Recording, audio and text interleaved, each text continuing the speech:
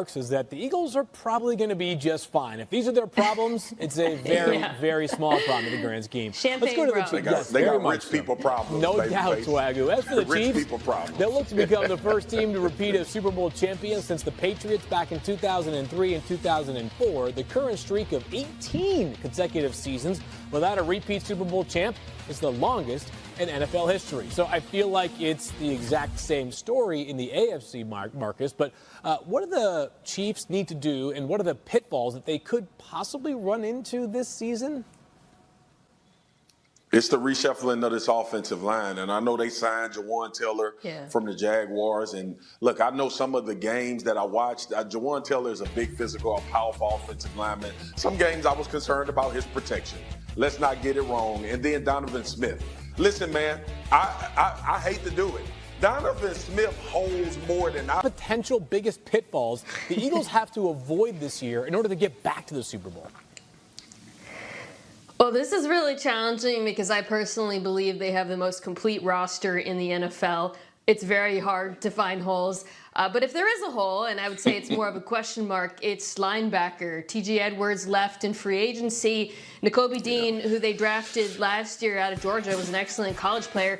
We just haven't seen him play. Now, I would also add that this is a concern because of the competition that the Eagles play in the NFC, particularly San Francisco, where we know the linebacker position takes on more importance defending them than it does other teams. So, to me, Nakobe Dean is a player who could be more important than it might seem and potentially a pitfall for an otherwise stacked roster. Absolutely, MK. I'm going to stay on that same side of the ball and go defensive line. And I'm going to talk about youth. And people like, youth? What the hell you mean? Fletcher Cox is back. Brandon Graham is there. Josh Sweat is back. Like, youth, what do you mean? I mean the interior of this defensive line when it comes to Jalen Carter. Look, I know it's been hype, and Jordan Davis was drafted last year about how good these are. I think the thing that gets lost about what the Philadelphia Eagles were and what their superpower was depth at the defensive line, but all of those guys played at a very high level. And they all were experienced when they brought in Ndamukong Suh as well. So I just look at these positions when you start talking about defensive tackle, and MK and everybody knows how important I think that position has become in today's game when you start. Win totals from around the league for a little game of over-under. Swagoo, we start with you and your Cowboys. 9.4 wins, very specific number. Your thoughts there? I think it's close, but I got them over at 10. I think I had them winning 10 games when we did it in studio a couple weeks ago. I think the addition of Stephon Gilmore is not being talked about enough. This defense is still going to be the calling card. They created a lot of opportunities for Dak in that offense last year. I think they do the same this year. And, Micah Parsons still plays for the Cowboys as well. Yes, he sure does. Mina, let's go to Denver. The Broncos are at 8.4. Your thoughts? I'm going to go under. A little nervous about it because I think Sean Payton can make an offense out of anything. We're going to talk about that.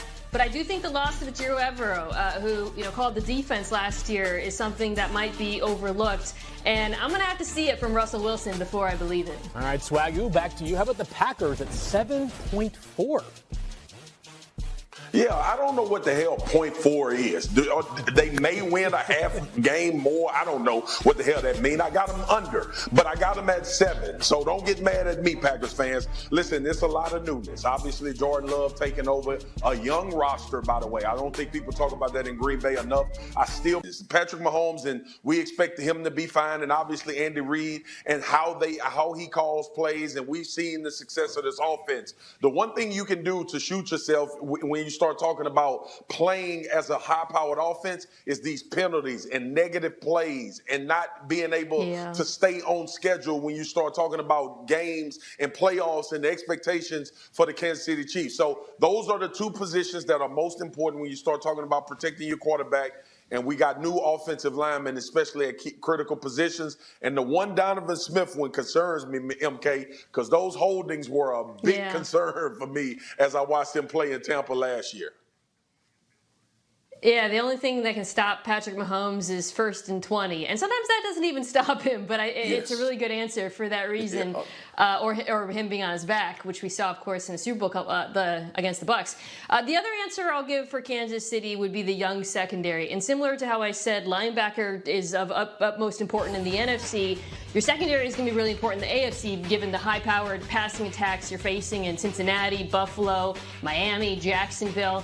Now, this young Chiefs secondary, I thought, played really well at the end of last season. Jalen Watson, Brian Cook, you got young players, Trent McDuffie, Joshua Williams moving into bigger roles. Now, with Juan Thornhill gone, they're going to need to continue playing at a high level. What we saw was promising, but if we're looking for potential pitfalls, it is a very, very young group that's going to be facing some very, very good quarterbacks. Yeah, I guess the biggest thing for Kansas Q on this show. Let's go to the Jets, though, Mina, to finish this up at 9.3.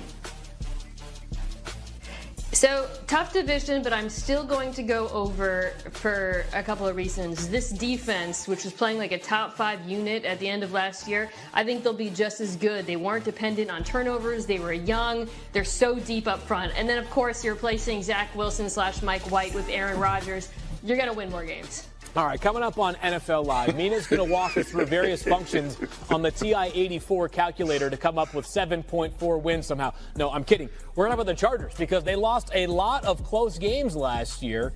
With the new offensive coordinator in town, though, could things turn with Kellen Moore at the control center of that offense? God, don't make no mistakes. Is your credit score getting in the way of things you want to do? Personal loans through NetCredit help you borrow up to $10,000. So check your eligibility on NetCredit Personal Loan. I'm your overly competitive brother. Check. Psych. And I'm about to steal this game from you, just like I stole Kelly Carter in high school, huh? You got no game. Dude, that's a foul. Acting big games. It's just the youth of these guys not going over and above trying to be Superman instead of playing gaps and making the right plays.